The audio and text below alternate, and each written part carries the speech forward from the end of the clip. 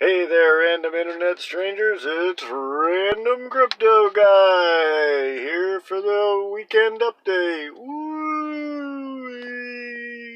New graphics for today. Woo! Alright, enough of that. Just wanted to touch base with y'all. I know that I don't have a lot of listeners out there yet, but I'm working on it. Trying to work on my ums and and all that to try to give a better video experience. You don't have to listen to all that and and likes. This is kind of like my Toastmasters. As a truck driver, I don't get to talk very much. So, weekend update. Where to begin? Well, Bitcoin is going down. And all the altcoins are going to shit as well. And just take a look at the charts before I came on here. I talked to my nephew a while back, and I thought that we were going to get the bounce at 85, but that doesn't seem to be the case. The CME gaps, I guess that's what we'll talk about first. If you watched my videos on my website, randomforexguy.com, you would know that gaps are areas where orders didn't get filled. And in the CME market, because it's closed part of the day, sometimes when the price jumps from spot, those orders don't get triggered. So sometimes they like to bring that back down, and I think that the whales, they have a lot of opportunities to do that. And they want to bring the price down. Unfortunately, it seems like it's going past the gap as of right now.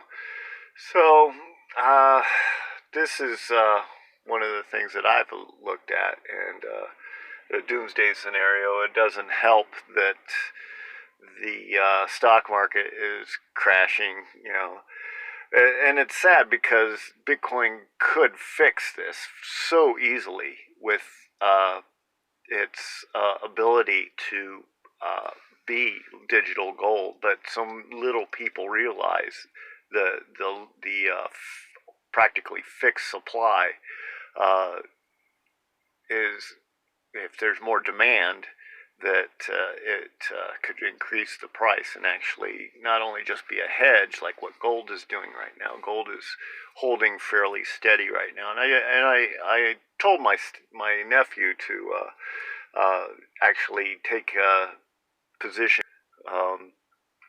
so that he could hedge against any other type. He trades penny stocks and he holds some Ethereum, and which is great. I didn't really particularly like the penny stock that he recommended to me, but that's neither here nor there. But the point is that the traditional markets are going to hell. Gold is pretty much just kind of holding steady at this point.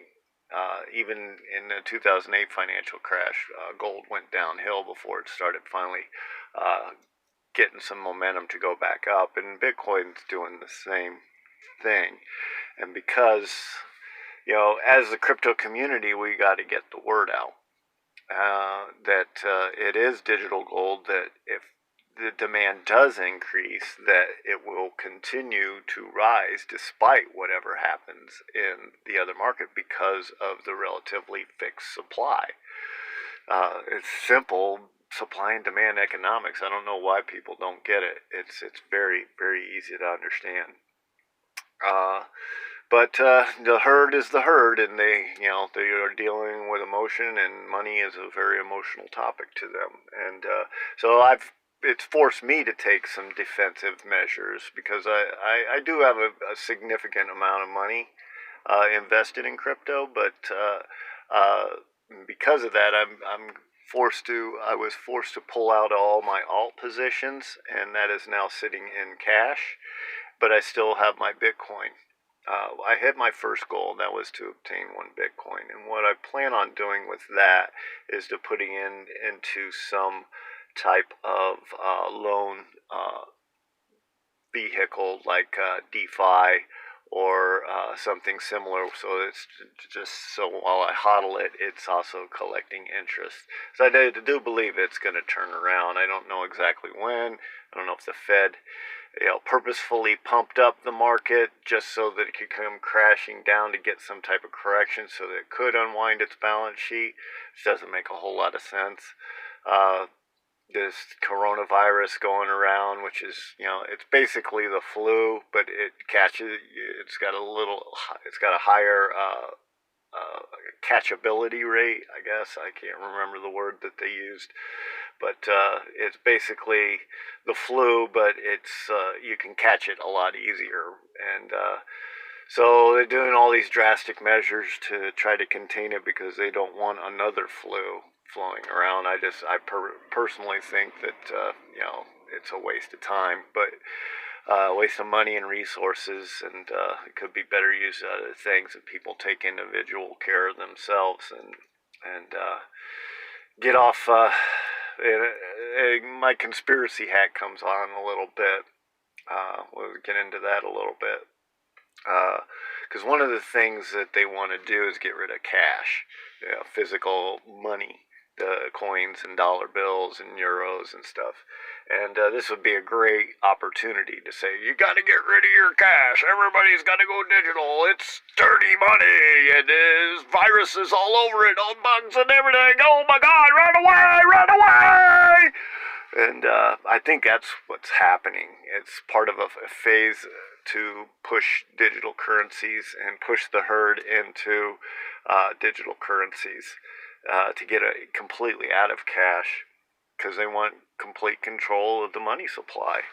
And Bitcoin doesn't allow that. That's why they don't like it. But they know that if they try to stop it, it'll just make it worse.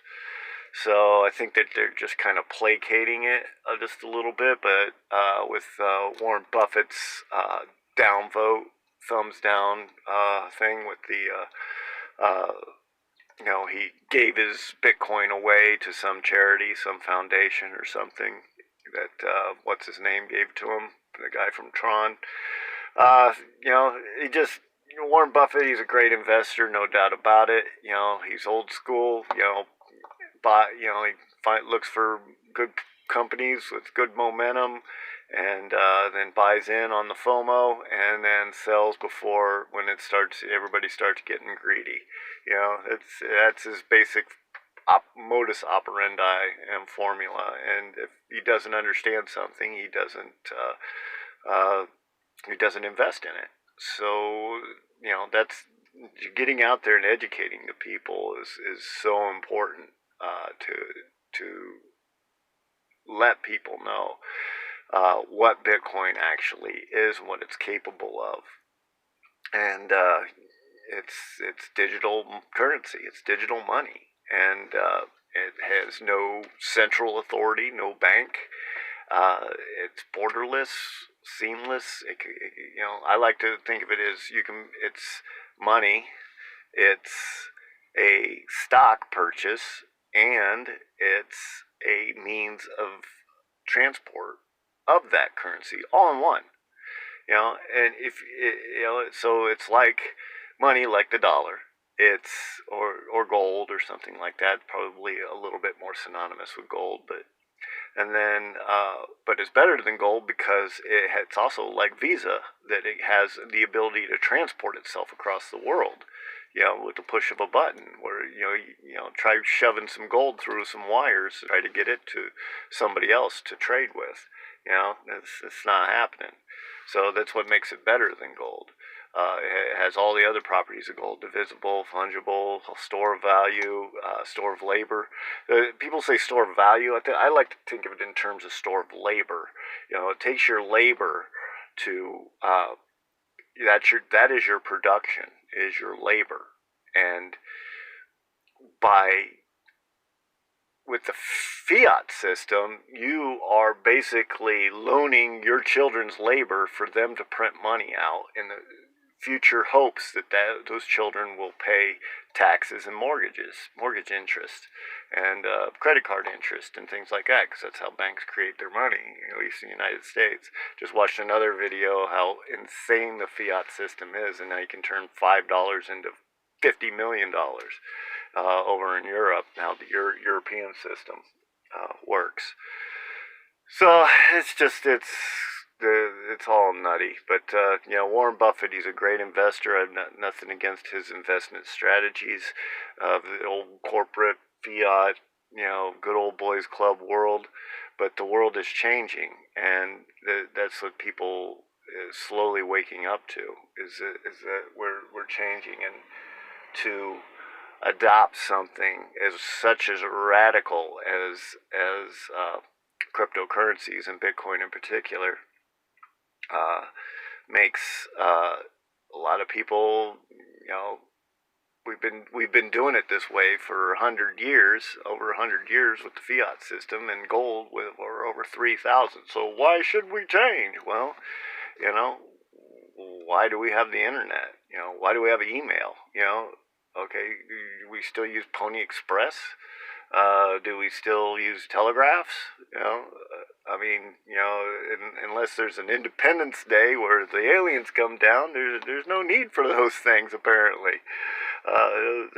Things that go obsolete, and that includes money, and that's the fiat system. And if more people realize it's just simple supply and demand, and then it's an increase in demand on a fixed supply will raise the price. And it just, but people want to look at the graphs. Let's see if I got a second.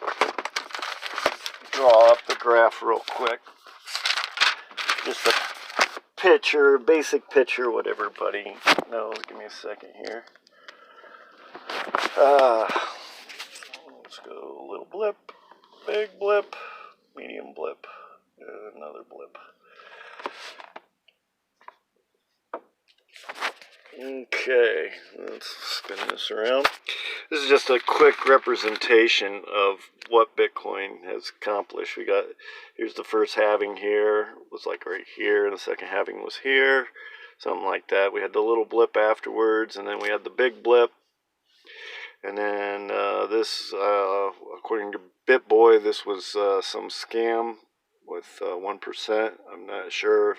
I'm still not completely sure of that, but I'm a little bit more sure of it now because of what's happening today. I thought it was more of a market because of market corrections in the traditional markets. And then this is our run up here, and this is where we're at right here. This is not really relevant.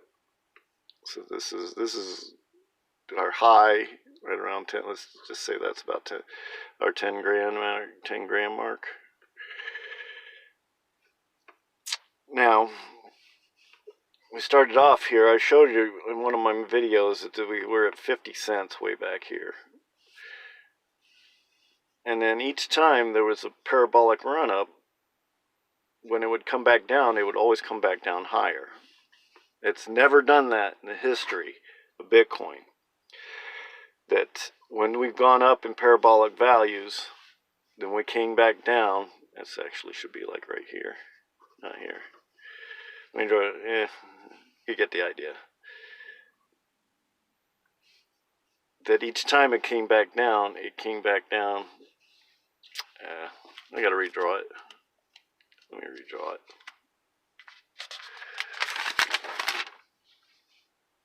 There's our little blip, our big blip, second blip, and then this one where we're at right now. That's a little bit better.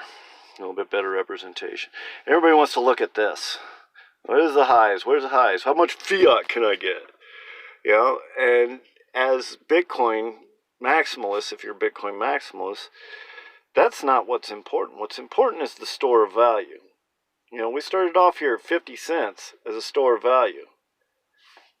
And now, at the last low, we were at $6,500.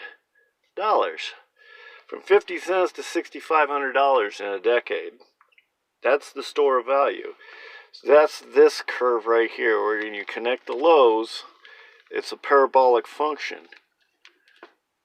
It's event that's going to get up and go faster and faster and faster. This is the adoption rate. That's what this is.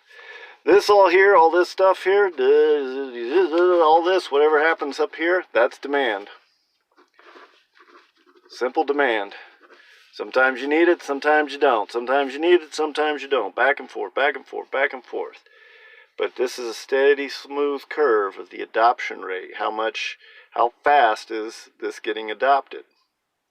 And we're still well above the adoption rate curve at 8,300. Now, is it possible that this could have been, that 65 is a little premature for a bottom? It's possible, but I doubt it. I honestly, seriously doubt it. I think that the adoption rate, with the addition of the CMEs, that was the oomph that it needed to go from 3,000 back here to 6,500 here. That was the difference in adoption rate, because then back here it was 1,000. Actually, it was like, yeah, it was 1,000 here. It was like 200 here or something like that. I can't remember the exact numbers back here, but the adoption rate is what we need to be hammering and stressing over and over and over again. Not the moon shit. Fuck the moon shit. Fuck that shit. That's all just demand. You know, the supply is fixed, and the adoption rate is a nice smooth curve. It's slowly but surely going parabolic. That's what we need to focus on. That's what we need to place our attention on, and let people realize what Bitcoin is capable of. Hope that made sense. But running a little bit over. I'd like to keep these under 15 minutes. So, fuck Warren Buffett. He's an old school, old fogey that, you know, in his quote about, you know, Bitcoin worthless and stuff, he said something about writing checks. I'm like, who writes a check? Really? Okay, boomer.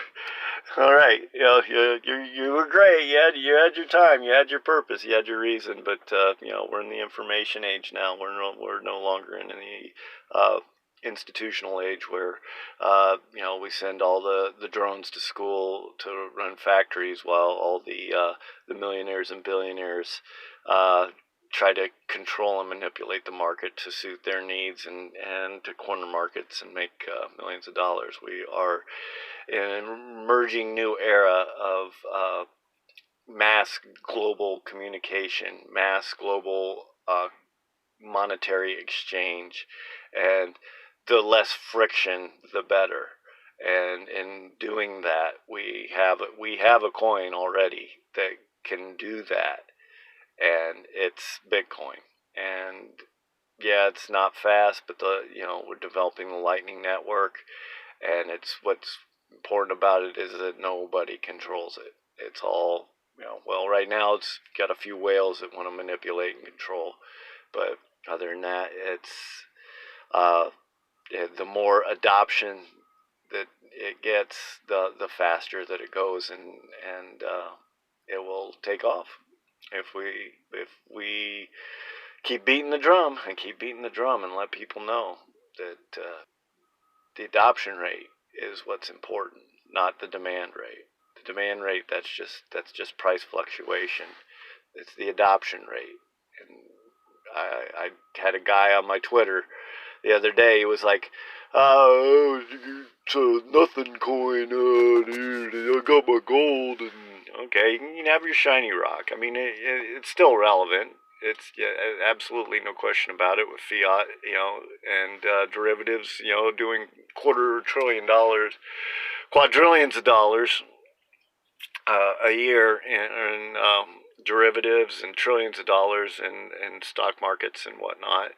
So, and you know, Bitcoin's just a fledgling little $150 billion asset right now. But as the adoption grows, that I bet you I will see Bitcoin, the cash register accepting Bitcoin before I see it registering shiny rocks. You know, accepting shiny rocks for payment. So just that's about what I have to say. Tell Warren Buffett to screw off. You know, he knows Coca-Cola and Walmart, but he doesn't know Jack. He missed Apple. He missed several of the tech stocks that and he flat out says he doesn't understand. If he doesn't understand it, then he won't invest in it. It's that simple. So if he doesn't understand it, it's obvious that he's not gonna invest in it. And those of us that do, it's our job to go out there and educate the masses about adoption rates. All right, that's all I have. Thanks. I got to get going.